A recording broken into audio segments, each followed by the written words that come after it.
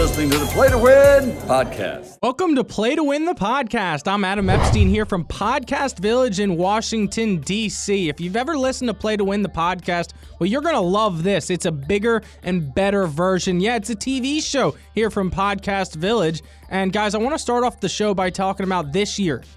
The year of the running back in the NFL. Yes, the running back. The last 5 years have been dominated by the quarterback position. Seems like year after year, teams are just throwing on every single play. Playbooks are expanding more for the pass. But this year, it's been all about the ground and pound. You saw guys like Tom Brady, even Aaron Rodgers, take a little bit of a back seat to guys like Aaron Jones to push them into the playoffs. And in the playoffs, it's been Dalvin Cook and Derrick Henry who pretty much single-handedly took their teams into the next round. So guys, 2020, the year of the ground and pound. I'm Adam Epstein, joined by Bryan Lawrence and Joey DeRosa. Excited to be here in the district. Adam, I love you. This is incredible, Adam. We are very grateful. I'm very excited. Let's go.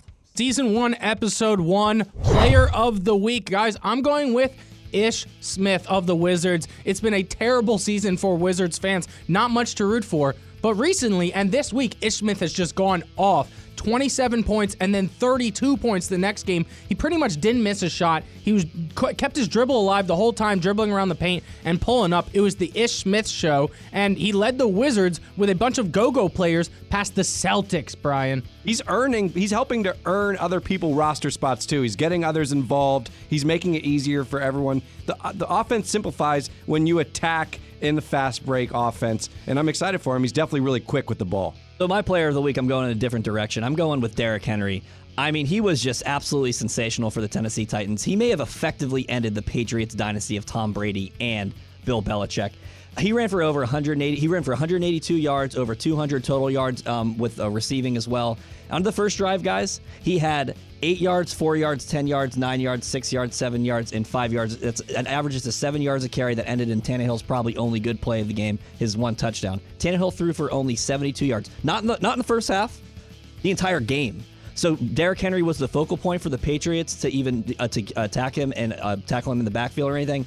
He bulldozed over them. Give credit to the Titans' offensive line. That's why Derrick Henry is my player of the week. And there was one play in particular that pretty much summed up the entire performance. It was with about 30 seconds left in the half. The Patriots are trying to get a stop, but no, the Titans throw a screen pass to Derrick Henry, and he rumbles and bubbles all the way down to the 1-inch yard line. And you know what? They score from there. Unbelievable. Just absolutely just bulldozing his opposition, and he was sensational, and I can't believe the Patriots are done. Let's take it back to the NBA. Carmelo Anthony is deserving. Hit a game winner this week, had 28 points, 7 rebounds. He's just earned himself a spot. He's starting again. It was a crime that he wasn't in the league last year. I mean, it's just, he could find a spot somewhere. The guy can pull up and shoot from anywhere. Carmelo Anthony is back. He's my player of the week. So earlier this week, he hits a game winner. The next morning, his wife, Lala Anthony, is seen pictured with another guy getting breakfast. The guy was from the Aquaman movie, big jacked bro, too. That doesn't matter. Melo just hit the game winner. The game winner. Aquaman game winner. I mean, I guess that's kind of what you're going off here. It's an open relationship, Adam. Wait till you're 30s. What if your wife was getting breakfast with someone else? If she likes it, she likes it. She's a great cook. I hope she likes the way your hash is brown.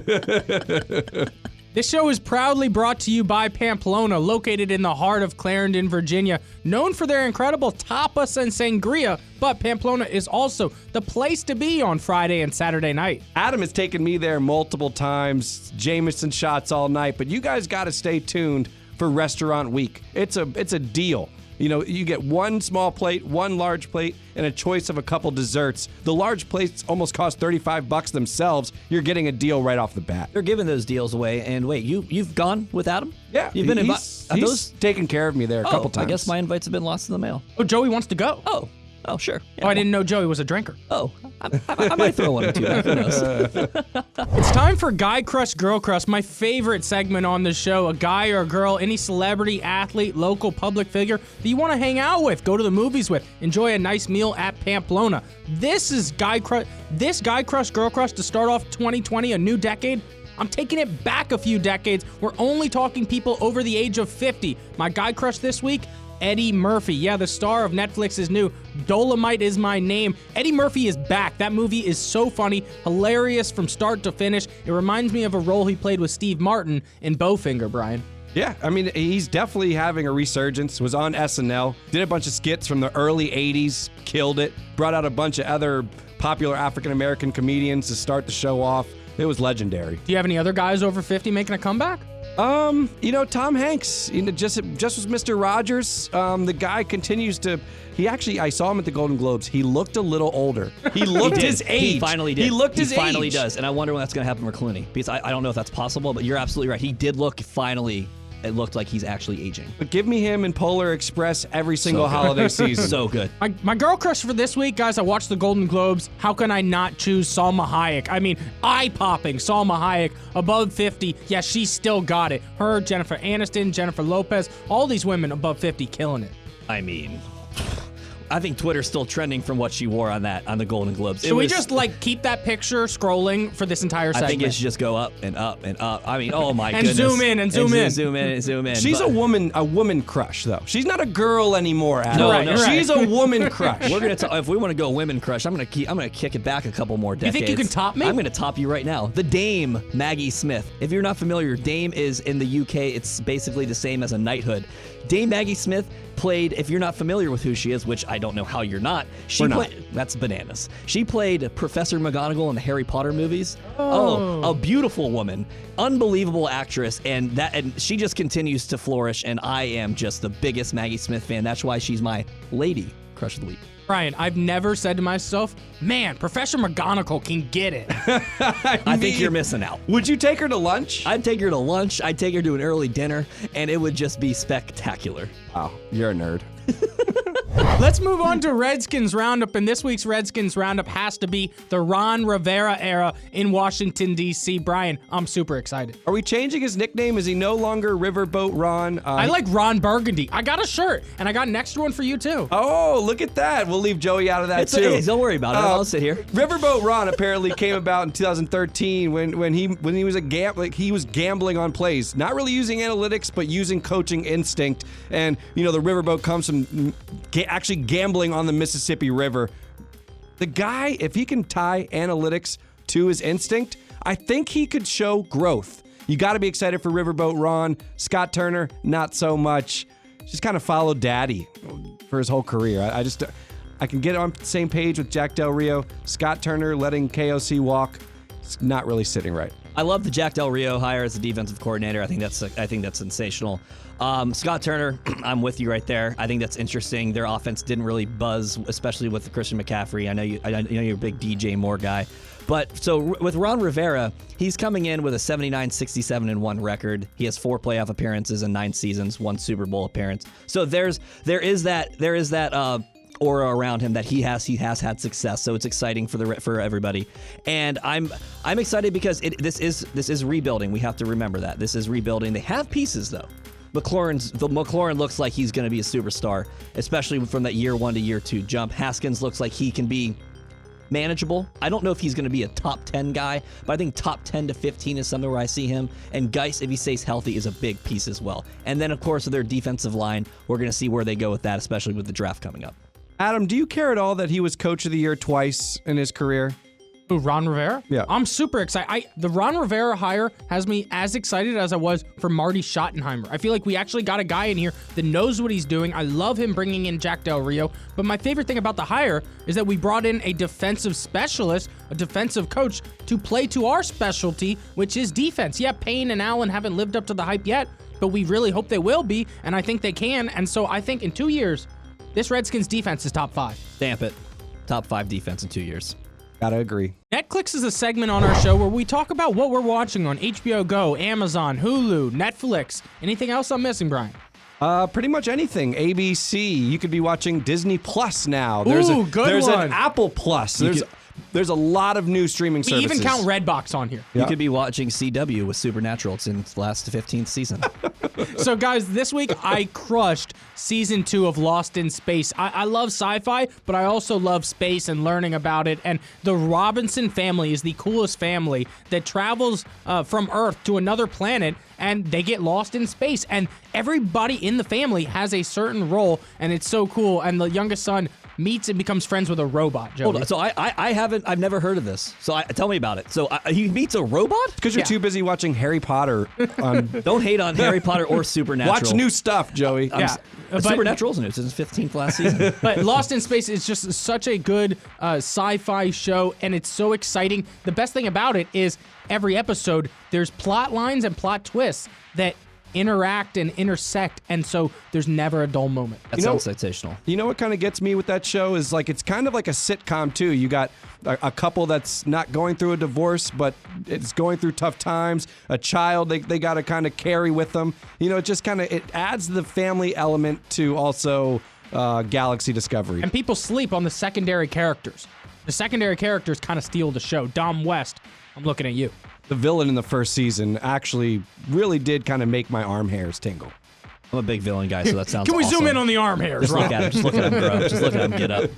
So right now, I'm always watching 15 things, but I'm going to give you 2 right now. Good Girls. They're both season 1, season 2 on Netflix right now. My girl Christina Hendricks. We all know her. If you don't know her, you should probably Google her.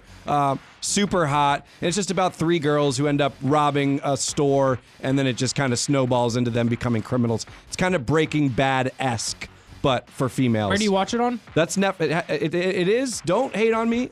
It is a network TV show. I knew it. It's like CBS or some crap. But first 2 seasons are on Netflix right now. And then also got to talk about Miss Fletcher. This is for the ladies. Ladies, if you watch or listen to Play to Win, I'm here for you. You got to watch Miss Fletcher. It's an HBO classic. 30-minute gem, all about a woman, empty nest after her son goes to college, and she gets a little bit promiscuous. You'll want to watch it. And guys, I'm sure you've heard of this already. Don't F with cats. It was one of Oh my God. Everybody's talking about it. I'm sorry. I guess I'm behind the times with my Harry Potter and What my did you think, Supernaturals. Joey? I was disgusted. It was just absolutely it was something that it's a thing that you watch one time and you never watch again. It's about this guy, Luca Magnotta, who you don't find out about until about halfway through the first episode of who he actually is. He's this male model, lives in Canada, and he literally within the first 2 minutes you see a video that was posted online, and it's of 2 kittens, and then he puts them into a vacuum seal bag, and I'm like, what is happening here? This is disgusting. I texted both of you guys like, what am I doing watching this? And it was something that I couldn't stop watching because of how the investigation and everything that just transpired. It snowballs, it gets crazier, it's wild. Watch it one time and then just throw it away. Did you watch all 3 episodes back to back to back? I didn't. So I had to. I took a call for work, and then I had to. Hard work day. And then it was after hours, and then I had to watch the other 2 episodes. I also cooked dinner. Okay. It's time for the NFL playoff picture. The guys from Play to Win are going to paint you a picture of who to bet on this weekend in the NFL playoffs. Guys, what does Deshaun Watson have to do to have a chance in Kansas City?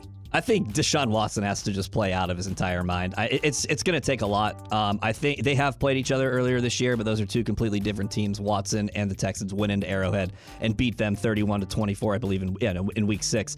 Andy Reid coming off a bye in the regular season is 17-3. He got the bye week. And also, Mahomes just has bigger and better weapons. Kelsey's a monster. Even though I hate Tyreek Hill as a human being, he's a very good fast football player. And I also think that the Kansas City defense, it's not getting enough love right now. And they ranked, I believe, they ranked 7th in least points given up in the league this season and tied for 5th most interceptions. And I think Watson's going to throw a pick or 2, and they're going to get buried. And I believe the Chiefs are going to win by 15. You want to know what Watson has to do? He's got a flex on him. Ooh, just look at like that. he Look did. at that muscle. Just like he did versus the Bills. He willed his team to victory. He puts his body on the line. He's either going to score a touchdown or get a concussion. There's not a lot in between. You know, the guy he's got to, Fuller's back. He's going to have the opportunity to score points. To beat Mahomes, you got to score 40+ this time. Bryan, flex on us one more time? Did you like it?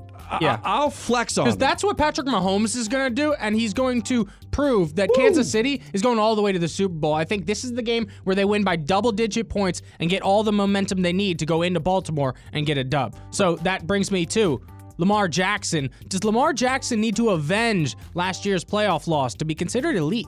I don't think so. You know, I think, especially with guys, MVPs, it's all about next play, next year. He's trying to win right now. Is he trying to avenge his rookie year? I don't think so. Have you seen the guy's neck? He's built like a horse. That man is plowing through whoever gets in his way on the way to a Super Bowl MVP. You are so pale. Anyway, so I think with Lamar Jackson, I don't give the Titans any chance. This is gonna be a very fast game. I think that the rushing attack is just going to run over. Derrick Henry's going to run a lot. Mark Ingram, he has a little bit of a strained calf. I think that he's going to play. They're just going to run a ton. Lamar Jackson is going to put on a show, even though Mike Vrabel and that Tennessee Titans defense is very good, very talented. We saw what they did to the Patriots last week. I don't see that they have a chance, and I think Lamar Jackson does avenge that loss. Moving over to the NFC, is San Francisco a legit Super Bowl contender? Because, guys, I was really surprised to see them earn the 1 seed at the end of the year. I thought that would be the Saints. I even thought it might be the Seahawks, but Kyle Shanahan has that team in a groove. They're coming off a bye. Kirk comes to town. I think the 49ers win easily. Yeah, I mean, I don't think this is the game to judge them on. I think the Vikings are understaffed. I don't think Kirk Cousins is anything. He balled out in overtime. You like that? He got, he had his bit, but one touchdown, kind of, let Cook to handle the business. What's his name was throwing his helmet everywhere. Diggs. Stephon Diggs. I mean, it was like, did not look like a team that was going to give the 49ers a test. I think their true test was beating the Seahawks to win the NFC West. So I completely agree with you. I think Kirk has to flex on him. He has to put out the Superman cape and everything. I don't see the Minnesota Vikings be able to sustain any sort of offense against that San Francisco defense with Nick Bosa and then bringing back Quan Alexander and Dee Ford to rush the passer. We saw what happened in Week 16 of Green Bay just with Zadarius Smith having 3.5 sacks on his own. Nick Bosa is better than Zadarius Smith, so I can't even imagine he's just licking his chops ready to just destroy Kirk Cousins. The only singular chance that they have is if Dalvin Cook can run out of his mind and have 200 yards. Adam Thielen's hurt also, so he might not even play. He had to get stitches in his foot. So I honestly don't give the Minnesota Vikings a lot of chance, but I also didn't give them a lot of chance against the Saints last week, and we saw what happened. They have to play the game, but if I'm a betting man, which I am, I'm betting on the 49ers.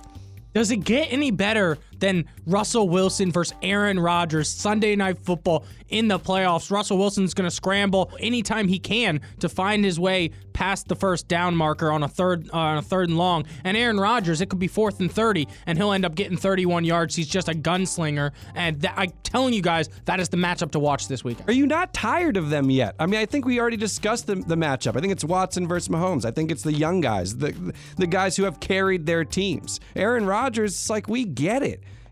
What does he have left in the tank? And then you go over to Russell Wilson. He's going to do the same spin move over and over again. How does it still work? Just kind of stale on those two teams. See, here's what I'm going to tell you. You're wrong. The guys who are over and that are too old are Drew Brees and Tom Brady, and they're sitting at home. The guys who still have something to prove are Russell Wilson and Aaron Rodgers, and you could see that matchup being a 45-43, high-flying, exciting matchup. I was actually coming into this take as I was going to agree with Bryan, but you're absolutely right. Aaron Rodgers and Russell Wilson have so much to prove, and here's what. They each only have one Super Bowl. So if you want to get into that upper elite echelon, you need that second one. Eli has two. Eli's a legend. I'm just kidding. No, but Aaron Rodgers, I think this game is bigger for him than it is Russell Wilson. Father Time is catching up to Rodgers. He's my favorite player. We are basically the same person. I'm looking at you right there. And it's just that I believe that it's in Lambeau. They finally got a first-round bye for the first time, and it seems like forever. They need to win. They need to avenge those demons of the 2015 NFC Championship game in Seattle that I just wanted to rip my hair out at. I do believe Green Bay, with their improved defense, with my boy Zadarius Smith, with your guys' boy Preston Smith, I think they're going to be able to attack Russell Wilson. I actually kind of see this being a 7 to 10 point win for Green Bay. Can you give us a discount double check? 1,000%. Oh, it's rumbled the studio. Dude, so that was way more powerful than I thought it was going to be. That rumbled the studio. You're welcome. You may have to pay Big O some money. Pay Big O? just shattered the bricks in here. That's on me. That was good. All right. It's time for Dude Food. What are the guys from Play to Win munching on late night? Where are we taking our girls? What are we dying to eat during the week? Guys, I lost all this weight for the junkies, and now I'm cheating on my diet. And one thing I love to cheat on my diet with is buffalo wings. We had some wings earlier this week, and I found out Bryan likes them dry. What are you doing? I need my wings as liquid and as wet as possible. They need to be dripping. I want them crispy. The sauce, too much sauce ends up just kind of sogging up the chicken wing. I want them dry. I want to be able to taste the seasoning that you put on the wings. Do I like a wet rub? Of course. In fact, I got wet rub that night. No, you didn't. Sometimes, yes, I did. No, it It looked like dry- sand on your It was finger. sandpaper. No, you both had one, and you guys both couldn't handle the heat. I That was agree. the sauce that You want to go hot? You want to go hot here? Wow. Big hot sauce guy over here. I'll go hot all day. I mean, Adam, I think you just came at me, and I do. You don't know how to handle it because you like them dry. I like saucy wings, and not only do I like saucy chicken wings, I like all fried chicken. From North Korea to Nashville, give me all of the chicken. Korea. I don't care where it's from. In fact, this spot, Farm Bird, by my house, is banging. I'll take any type of chicken right now, but I do love it fried. So, Adam, since you've been losing weight, I brought you some roasted almonds for you. Because I skipped dinner tonight, so So this there is you good. go. Crush some roasted almonds. All right, so you were telling me earlier you made these yourself. I did, but I didn't make the nut. he but farmed them. I farmed them. He didn't make the hey, nut. Hey, these nuts are farm to table. So what I basically did was I bought these from Costco, and then you literally roast them on a pan at 350 for 11 minutes. Did you garnish them? No. It's literally that's what comes out of the nut, and that's why it's that much better. It sounds like Adam wants some salt. Oh, and some nuts. But it tastes good. No, they're good. Like they're good. If you mix that with the cashews that I know you like to eat, it's perfect. So, for my dude food, so on Thursday I was cooking up some stuff, and I made a creamy chicken bacon penne pasta. It was delicious. Had some tomatoes in it. Had a little spinach. Had some good. bacon, and the biggest part was on Saturday when I got home. After going out to brunch and slamming a few too many mimosas and smashing a couple beers, I came home alone, not to brag, and I crushed the rest of the pasta. So it was delicious. I ate about half pound of pasta, watched the Titans beat the Patriots, and that was my Saturday night. So now it's time for winner of the week, and every week we pick a winner of the week. It could be a friend of the show, an athlete, a celebrity, a guest that we've had in studio, somebody that earns the term winner of the week. I think so.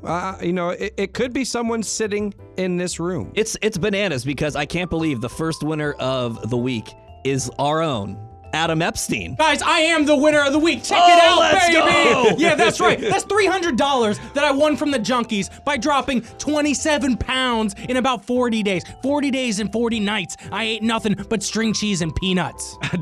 Did we really just pick our host for the first winner of the week? That's how conceited we are. Next week will be you, Bryan, and the third week will be me for whatever reason we decide. Bryan, you've put on 27 pounds this month. You are the winner of the week. For Joey DeRosa, Bryan Lawrence, I'm Adam Epstein from Podcast Village in Washington, D.C. This has been Play to Win, presented by Pamplona. Game winners who choke, interviews with the coach, and anonymous quotes, winning records who lose, and all-star snubs to MVPs.